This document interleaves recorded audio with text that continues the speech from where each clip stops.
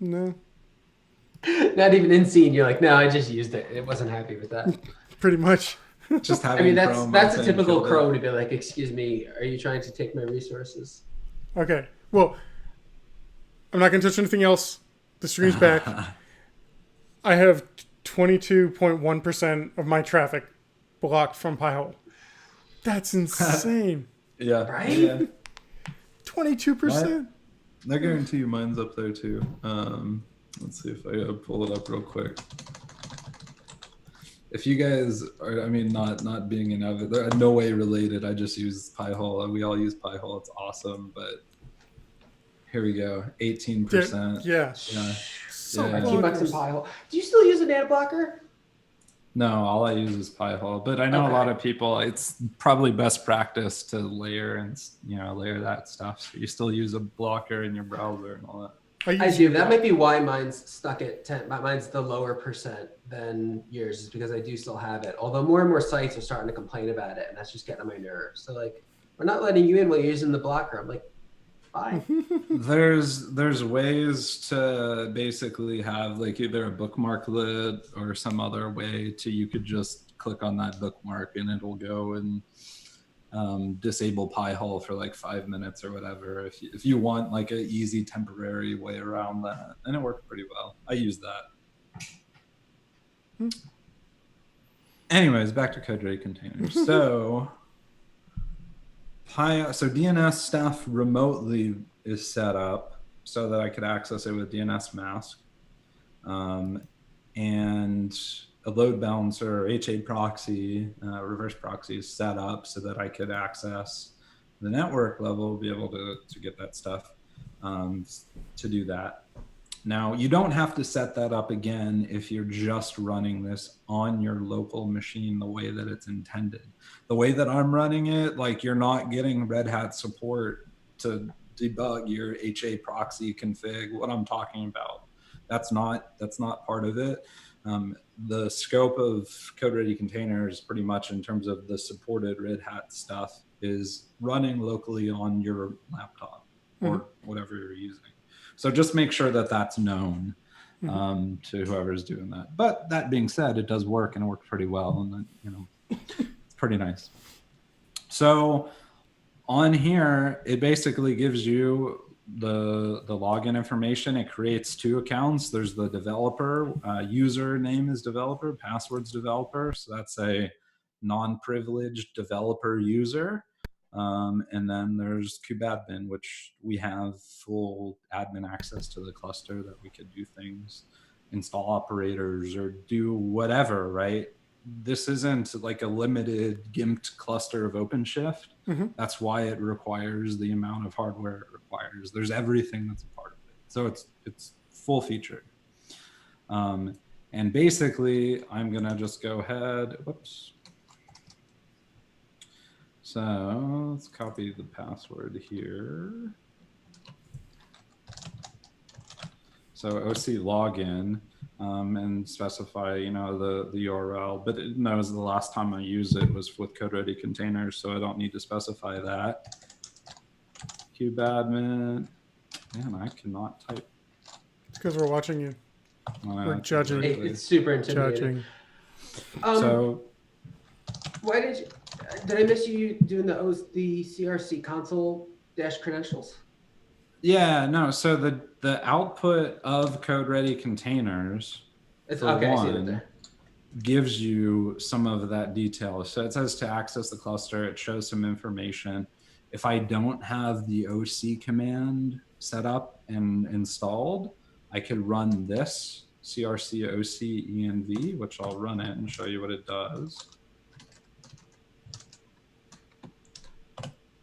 So on here, it's basically saying like, oh, hey, here we could export this path so that we could have access to the OpenShift command line. So you don't have to deploy that or install that already. And this way is probably better than maybe what I'm doing. Granted, what I'm doing is okay. The requirement for the OC command line tool is like the OC command line tool needs to be the same version or greater than the cluster version and all that. They say all that stuff. I basically just download the latest every now and then, things work. Or you could just export this stuff, probably best practice. But anyways, one of the other things, so CRC that you could do in here would be seeing how to access the console, right? So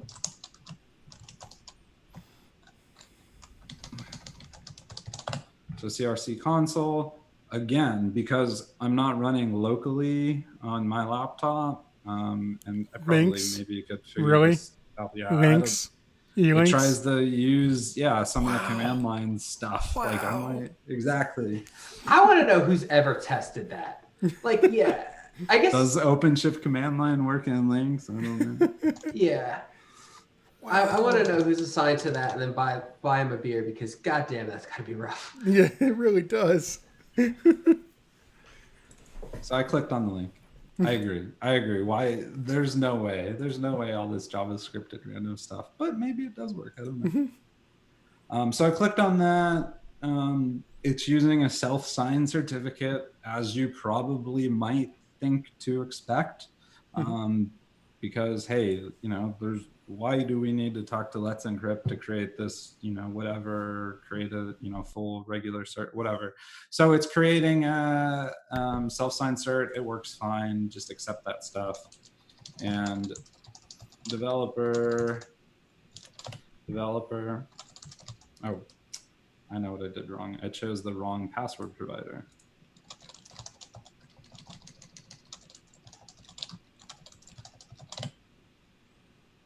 So you could log in. I could have access to my projects. I could create new projects.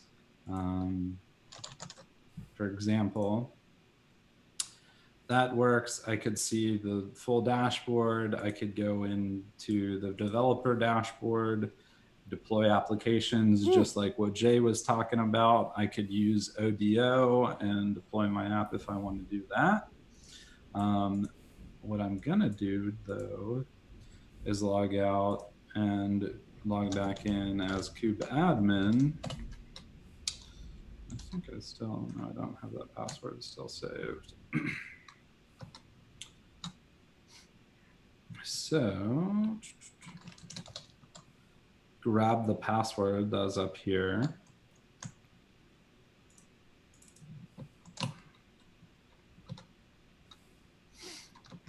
Paste that in. And you can see that, in here, switching to the admin view, we have access 4.3.8, things are running, things are up. Stuff, might not fully, like some of this monitoring and whatnot, some of these things might load, it might take a little bit longer, but generally things, full-blown OpenShift cluster, you're able to do everything that you would want. Yeah, So the web UI chugs a tiny bit, but from the command line, everything feels completely fine, what you'd expect. And it just seems to be the web UI, like my applications that I've deployed and then access the UI, those seem to be fine. I 100% agree. Like for example, on a full-blown cluster that's running on multiple nodes, like with beefy servers and all that stuff, going to the operator hub isn't going to take as much time that I just explained that to load. It would just be that instant. But if I went and searched for the stuff that's like whatever's running on the cluster, like it'll be pretty instantaneous. Like nothing's crazy on the command line because it's fast. It works pretty well. But I totally agree. And with this, like with Coterie containers, like I have the ability to go and provision all these operators that I want on here. I could see kind of I could go in here and CRC status and see, hey, right now, cluster just came up. I'm using 12 gigs of 32 gigs of RAM. Or no, is this storage? This is storage. Yeah, storage. So I'm using some of that. I got the ability to go through. I could see that. And you could kind of, understand some of the metrics of what's going on as far as that way. Yeah, it's pretty neat.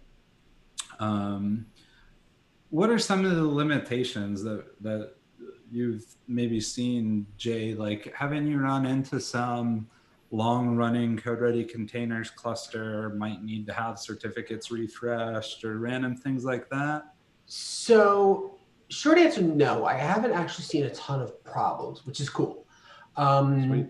I've seen, like I said, the web UI can chug a little bit. I had my first install on Fedora went a little bit south for some reason, and Operator Hub couldn't access anything. My CentOS build has been fine.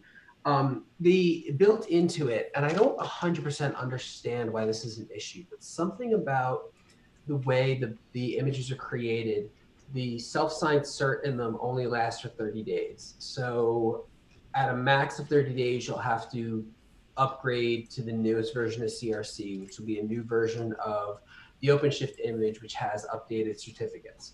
And I don't fully understand the situation because I don't know why we're capped at 30 days for them. I don't know. The renewal thing I could see being a bit trickier, but I'm not even entirely sure of what certs they're talking about. Like if this is a reach back into Red Hat for some reason, I can't imagine we're doing that.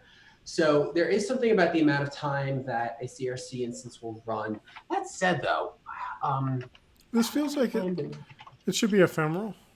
Like you do some development, destroy the machine, then push it up, and then come back 6 weeks later, spin up another CRC instance with new. No? So yeah, you saw exactly how at least I treat it, and I treat it that way. If I'm working on a project, it's ephemeral in my mind, but it doesn't have to be. Like I don't think that it has to be. I think you could leave this up. Like I'll leave this cluster up for maybe 2 weeks or whatever. If I'm working on a project, it works fine. Yeah, that's about what mine is yeah. about. I went all of last week without PDS. It means I got it working the week before that. So it's been about 2 weeks, a little bit over, of almost exclusively using my CRC cluster.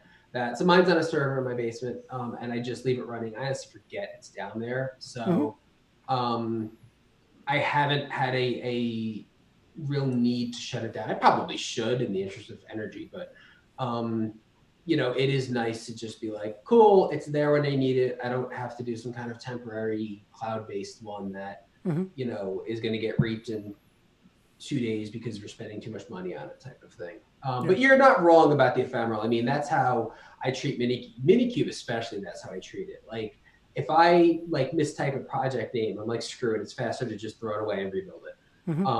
And I would bounce Minikube with full deletes multiple times a day. And it's on the same track. It's a little bit heavier, but once you've got that, you saw Brian went through the process of downloading a new image from CRC today. Like if that's already down there, it's significantly faster to start too.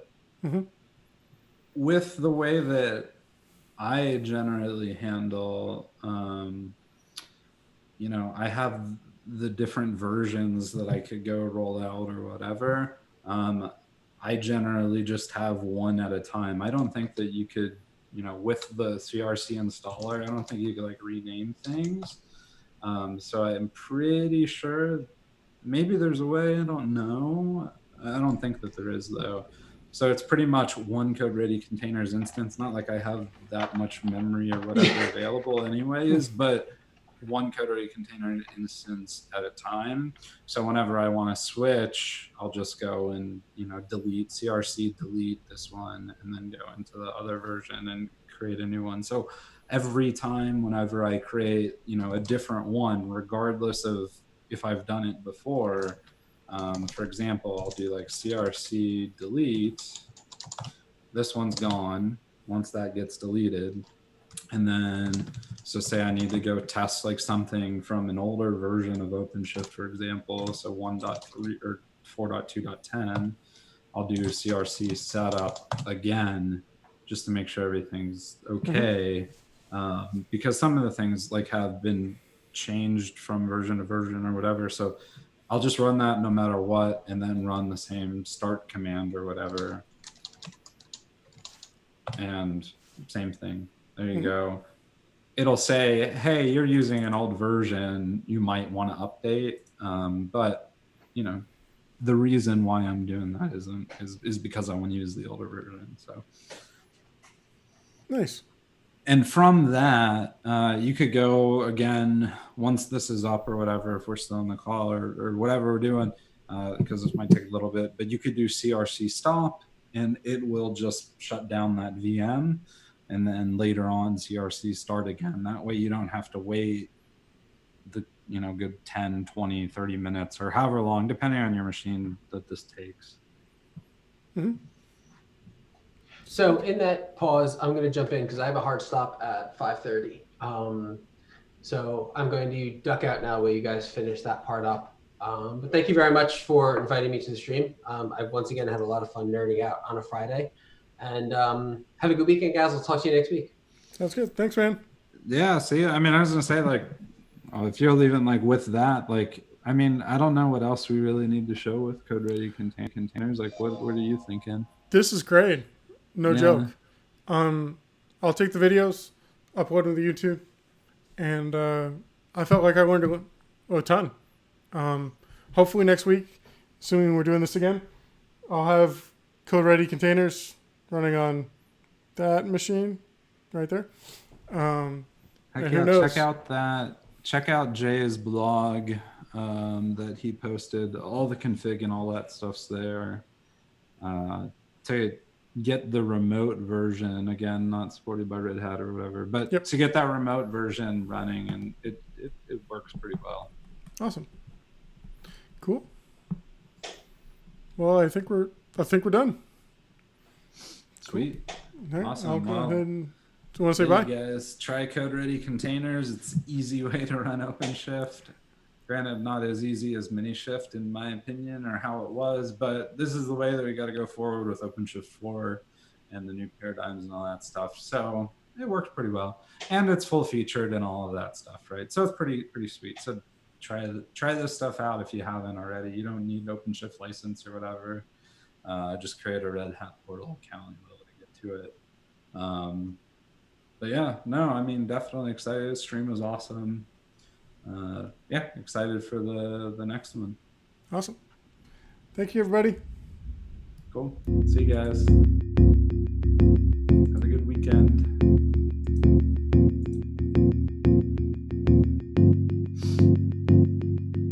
Sweet, man. Good luck with code ready.